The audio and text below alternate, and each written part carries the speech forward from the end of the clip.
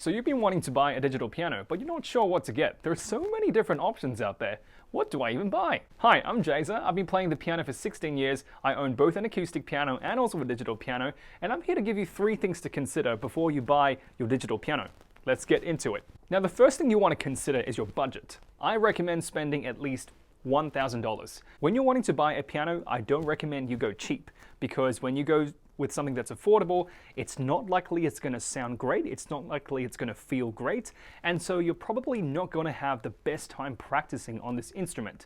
Every time you go to the instrument to practice, you want to be rewarded with good sounds and good feeling. So I recommend spending $1,000 at least on your piano so that you get a pretty realistic sound and also a pretty realistic touch so that you enjoy your practice.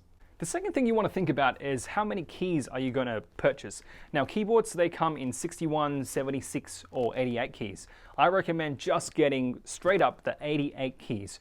Now, that is the full-size keyboard that you see over there, and also on the digital piano that I have here. You want to get 88 keys because that is the complete set, and what that means is you can play any piece on this instrument. So I see a lot of students who start first learning the piano with 61 keys or 76 keys, and when they eventually move on to 88 keys, I find that they find it quite challenging knowing where to put their hands. And so I think it's probably the best idea to just start with 88 keys from the get-go.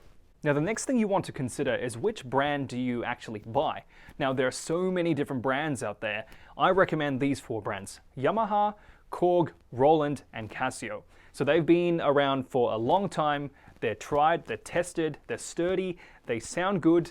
I recommend you going with any of these 4. So there we go. Those were 3 things to think about before you purchase your digital piano or keyboard. Now, I will link in the description below some of the resources that I looked at and studied before making this video so that you can make a more informed choice on what kind of piano to buy. Hi, I'm Jazer. Subscribe to my channel, leave a comment, ask me some questions so I can answer them, and I'll see you in the next video.